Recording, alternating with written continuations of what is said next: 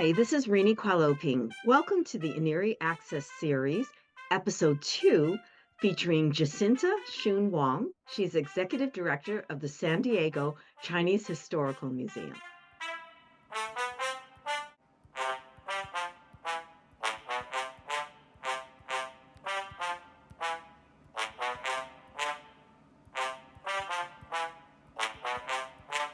Hello, Jacinta. So great to have you here today. Hi, Irene. We know that you were born and raised in Chicago. Could you tell us about your roots? And could you also please include a little bit about what was it like growing up as an Asian Pacific American in a major city like Chicago? It was an incredible upbringing growing up in Chicago. I think Chicago is very unique in terms of the way the city is laid out, our demographic, just the many different kind of people that you'll encounter in the city of Chicago on any given day, right? Depending on what neighborhood you're in. So I was born and raised on the south side of Chicago, actually in a predominantly African American community on the south side, South Shore. And when I was about 10 years old, we moved to Chinatown. And for me, that was a very eye-opening experience, suddenly being surrounded by all of these Asians, right, that are in People that look Chinatown. like you, people that look like Correct. you.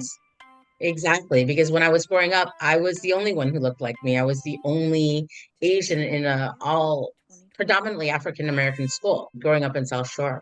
Were you already bilingual at that young age before you moved from the South Shore neighborhood to Chicago Chinatown? No, the only thing I knew how to do was write my name in Chinese and count to 10. There As you every good Chinese kid should know, right? go. No, I learned Chinese when we moved to Chinatown when I was in fourth grade. I was sent to Chinese school. So every day I would go to school, and then every afternoon I would go to Chinese school. And Every so day, not just Sundays, every day? every day, Monday through Friday. Yeah. No Well, wonder why you're so fluent these days. Jacinta, I know that your hometown is Chicago, but you're currently based in California in San Diego. Can you tell us a little bit about your journey there from your hometown, Chicago?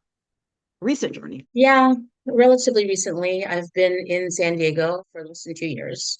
At this point, I have always wanted to live in California. Honestly, I had applied to colleges when I was in high school, and I had really, really wanted to come to California. And I got accepted to Occidental, Loyola Marymount. We have a lot of family in LA. And so I've always identified with California weather and culture. Oh, My yeah. parents What's not to like about the weather? my parents sent me here a lot to California when I was a child. So on summer breaks, I would stay with my extended family. And so I love California from way back. I think the first time I came to California by myself, I was 7 years old. And so, Wow, you kidding? yeah, no, my mom and dad were busy and I was an only child. And so they sent me to go stay with my cousins and my relatives, my grandmother who were all in LA. And so I spent a lot of my vacations here. So I've always enjoyed California. Jacinta, what kind of memories from your childhood inform who you are as a person and as a leader today? There were so many people and so many experiences that I had growing up as a child in Chicago that really kind of shaped me for where I am today. Some of the things that helped me become the person I am. A lot of it has to do with my parents who were very active in the Chicago community, especially with the Asian community, but also people like Michelle and Barack Obama, who were very influential when actually, Michelle was my very first boss coming out of college. Michelle was the executive director of Public Allies, which is an Public AmeriCorps access, that's program. right. Yeah. That's right. And so she was the executive director there when I came out of college and was accepted into that program. Did you have any inkling then that the Obamas would end up where they ended up, that she would become first lady? Not a clue. Not a clue. I mean, I always looked up to them. They were always so kind and so professional and really stood out as a exemplary couple who helped shaped, the ideas of many young folk. And so, but we had no idea that they would end up where they ended up. So That's a wonderful story. You currently serve as the executive director for the San Diego Chinese Historical Museum. I found the museum when I moved to San Diego, about 9 months after I came to San Diego. When I came to San Diego, I was looking for, an Asian population, much like Chicago's Chinatown. And so I, could not find that population when I moved to San Diego. And so about a year ago, I was invited to a Chinese New Year banquet and found out about the museum. And in finding out about the museum, I found out that they were looking for an executive director, that they had not had any executive leadership at the museum for a number of years. And I was intrigued in terms of the story of the museum and how it served as a placeholder and as a place to remember the Chinatown that once existed here in San Diego. I was so fortunate just very recently this year to be able to visit you in person at the San Diego Chinese Historical Museum. Do you have a favorite area at the museum?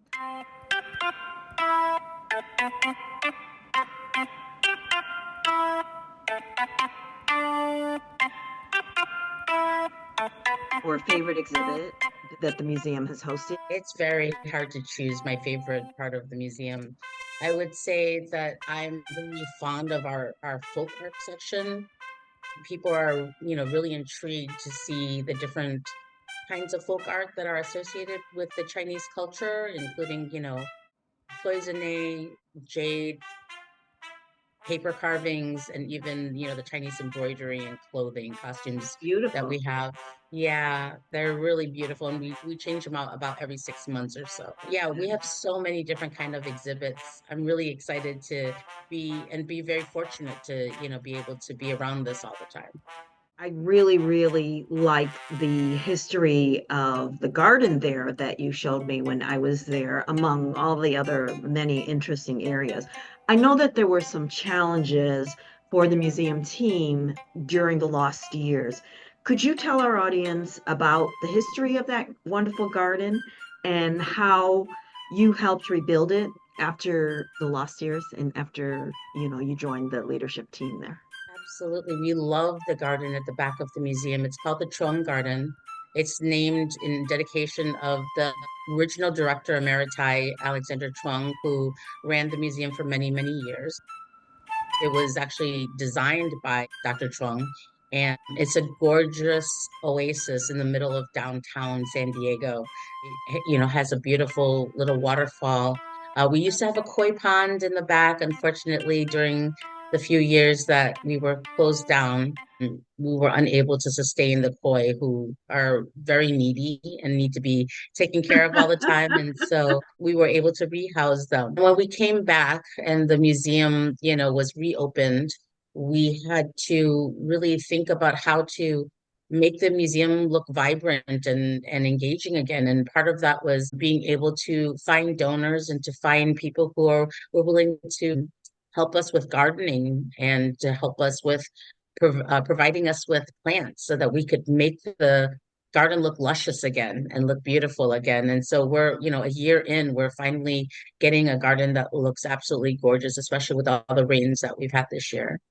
Yes, our audience has been looking at some of the pictures that I took there then, and I know it's going to look even better as time goes on and things grow back. So congratulations to you and the museum. I want to give you the opportunity to discuss anything you want about the museum. I know you have another building. I know you have youth events. This is your choice to just pick anything you want to talk about.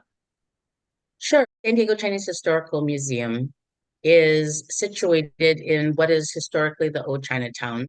And so we are there to tell the story about, how the Chinese came to San Diego all the way in the 1850s and how they got established.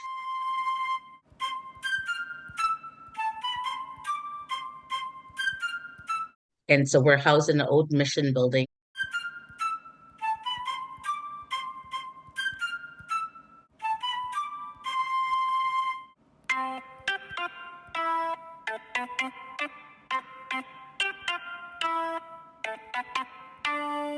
that was built in 1927. Fascinating. Yeah, it's an absolutely gorgeous building, and we're so glad that it was able to be saved from being demolished in the 1980s when San Diego was in its heyday of building and development in downtown San Diego. You know, due to redlining and other factors that came into play during early immigration, many of the buildings in San Diego don't look historically Asian or Chinese for that matter, because the Chinese were not allowed to own property during that time. And so when they came through and were looking for buildings to save to when they were doing development, they didn't find any buildings that they thought were of much significant value to save because they didn't look Asian, they didn't look Chinese. And so a great many of the buildings that existed in that area were demolished and paved over for new construction. And so we're very fortunate to have this 1927 mission building still standing. And we've been really working hard. We're going to hit our 100th year in 2 years, so we're really Wow. looking forward. Wow. How many of the founders are still alive?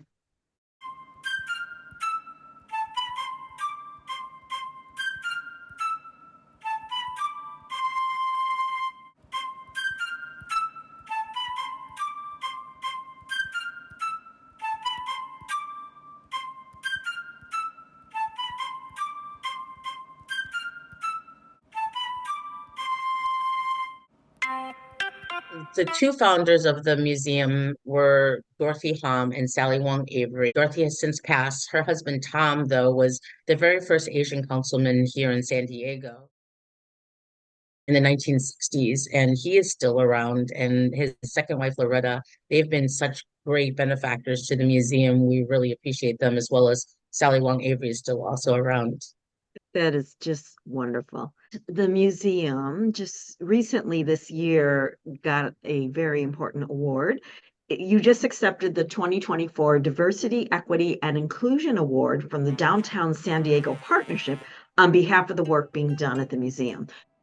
I know that this award recognizes the museum's passionate efforts in preserving and sharing the stories of the Asian Pacific Historic District in San Diego. Did you want to say anything about that? It's such an incredible achievement, and congratulations again to you and the museum team. Thank you so much, Irene.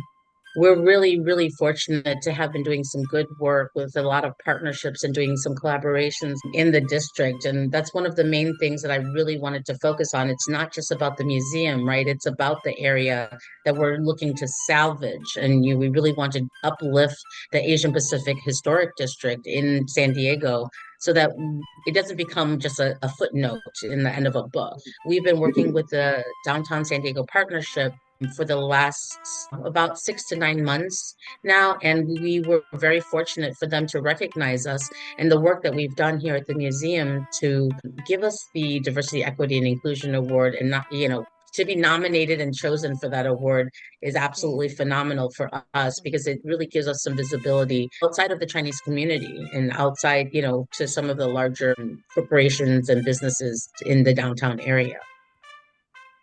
That is wonderful. And speaking of development, we're taping this in early April, but by the time it airs, it's going to be May 1st and afterwards. So I know on April 21st, the museum is hosting a gala. Tell us a little bit about the goals of that gala and some of the things that are happening at that gala.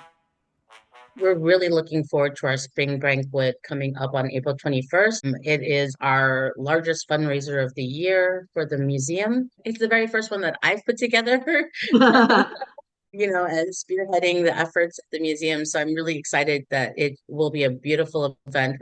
We're really looking forward to inviting everyone to come down and join us at Jasmine Seafood Restaurant in Convoy. And then we're going to have a wonderful banquet on the 21st with about 300 of our closest friends and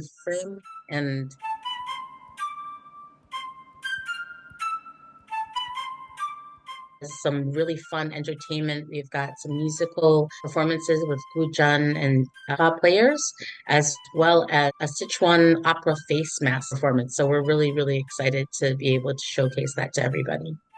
Thank you. As I mentioned, we're pre-taping this before that, but I'm going to do our best to include some of those photos because it'll be done before we actually go to final audition. So we're looking forward to that, and good luck to you and the team.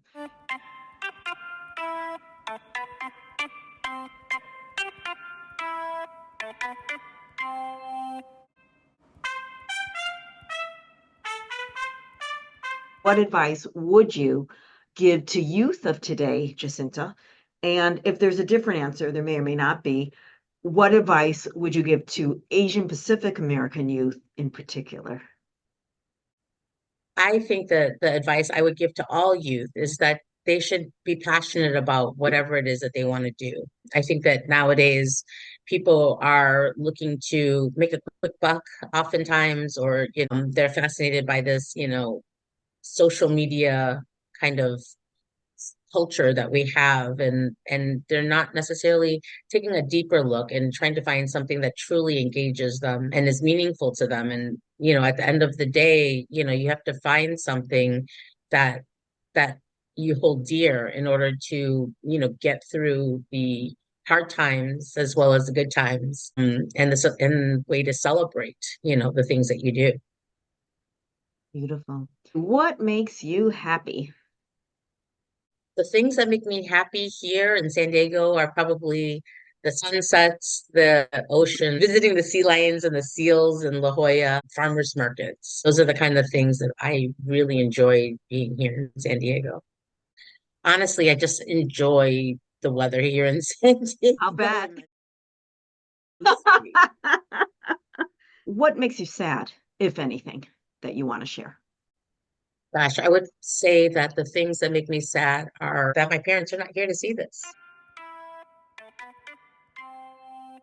Yeah, your incredible parents, Bernie Wong and Albert Wong. Yeah, very legendary, and we miss them too.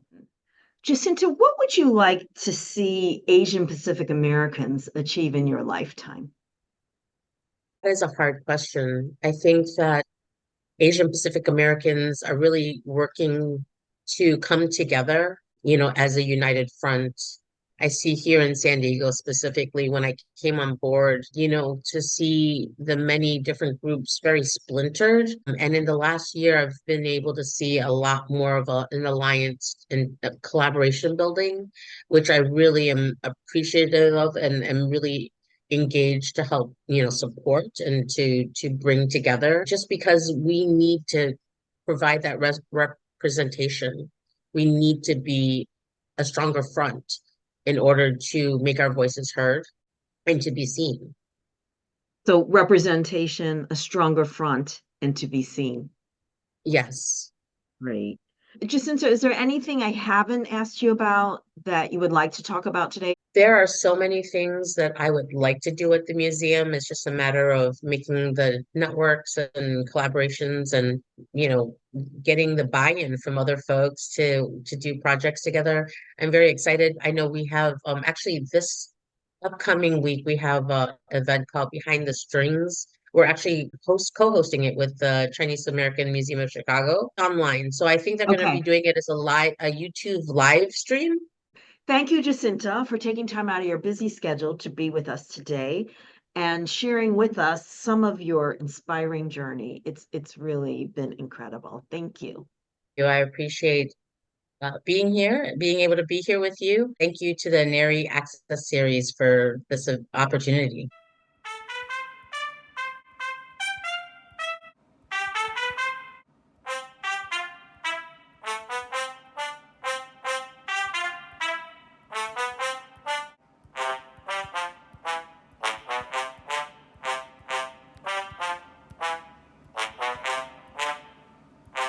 Happy Asian Pacific American Heritage Month.